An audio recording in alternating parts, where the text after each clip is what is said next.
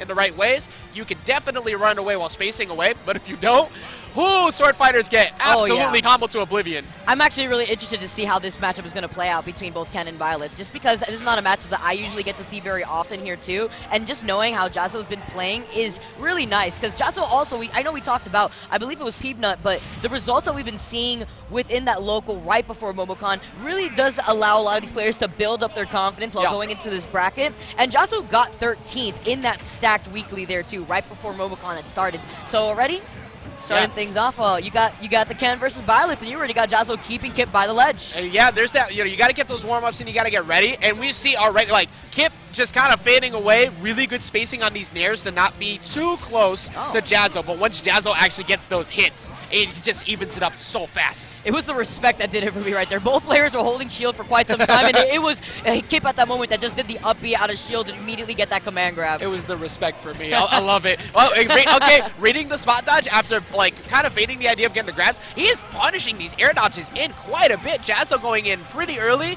and not really going for any mix-ups on focus attack because you don't want to just get that nared for free. He got the down tilt.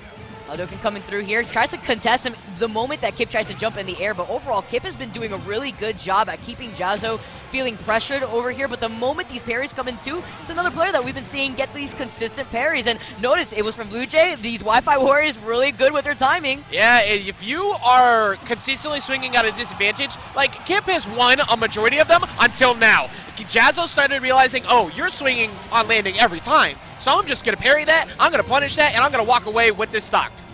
The roundhouse kick here too. See the empty hops going in, but the last hit getting parried from that nair. Something that he's been really keen on actually with the timing. Kip actually trying to go for the double jump, but the moment he sees Jahzzo move away a little bit to try to catch that landing, he immediately tries to retreat right back to the ledge. Yeah, and Jahzzo now going for the zoning approach now too. It's like, well, you got to come over here, and if I see that arrow start up, I'm jumping right to you. But if Kip can find a mix-up like that, then you can definitely find a stock pretty soon, but it gets rough when you have to constantly approach the FGC characters.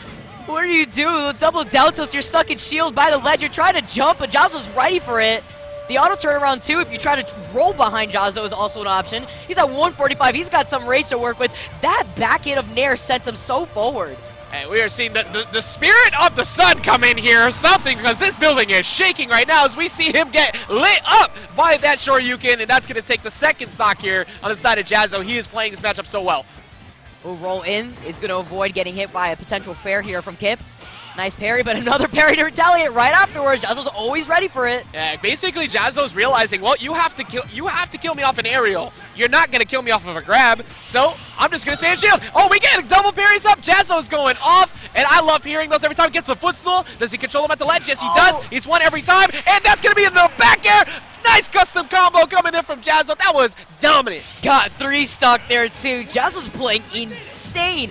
I do not want to face anybody by the ledge, especially not Jahzzo though. That was insane pressure. Kip tried to mix up so many times to try to get from the ledge, gets a little kick up from the up B cancel to maybe get around Jahzzo, but nothing was working. Kip went up there, and like as they were talking about stage strikes, he was looking down kind of like he just got in trouble by moms or something like that. It's like, no, we could just go back to the stage you like. It's okay. I don't really need to pick it on where. But like you just how do you respond after that, right? So we saw this a couple times earlier today. Amadeus with that Pichu was able to have a really explosive game. Do we see that out of Kip here? I wouldn't doubt it, because the way everybody's been playing today, it could happen, but Jahzzo has absolutely just been controlling these air dodges, Vicky. He realizes the panic options from Kip a lot. He is living in Kip's mind rent-free right now, and with the housing market, this is not okay. I'm about to say, now. It is not cheap. It is crazy right now, because he knew immediately that Kip was going to play defensively. He wanted that extra space. He was going to retreat to the ledge, and look at the pressure that he still continued on by the ledge. I like how Kip forced his way back here, but in moment you have a little bit of space, you could how Jahzzo is retaliating. 124 already, and Kip is trying to play so safe, being stuck in shield. Yeah, I think the thing for Kip is at the very start of the game, it's starting to work now, but at the beginning of game 1, Kip was consistently spacing, and that spacing has finally come back into play, and he gets him with the side B off stage, and that is going to be a reversal that Kip really needed. The extra scoop of ice cream that EE may have wanted right there is what he needed. We got the triple parry. He said, hold on, sit down real quick. I'll do one more parry on the ground so that way I can clean up your stock. Be humble, boy. Or you think you're going to get me on this every single time? Absolutely not. But tries to get a grab on that. You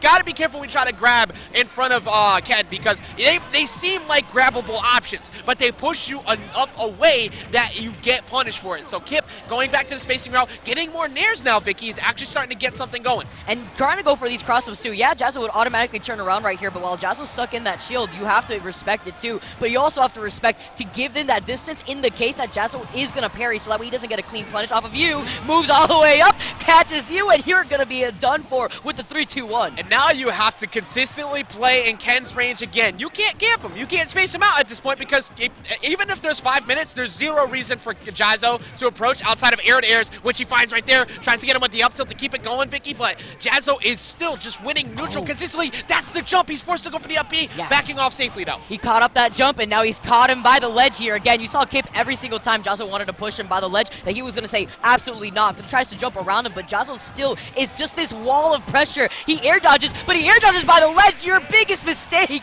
as he gets the 1-2 Scooby-Doo, and he is going to be able to take that clean 2-0. That entire match was fought on the left corner of the stage. Like, you know, the joke in the FGC is, but can you do the combo to the left side? He can. He absolutely can. Jahzzo specifically practices the combos on the left side of the screen. This man had such a good understanding of that matchup. He was able to simplify the game to the point where, well, your aerials don't mean much to me if you have to play mid-range with me, and your nairs aren't working on me anymore. But the biggest thing was Kip had a really big air dodge habit when he was getting pressured, and you just walk with him. You just walk him, guide him right to the corner. Right back where you want him. Right back where you were claiming all the rest of the stocks, game 1 and game 2. It's difficult because once you give that opportunity to a player like Jahzzo, he's not going to let that pass up. He's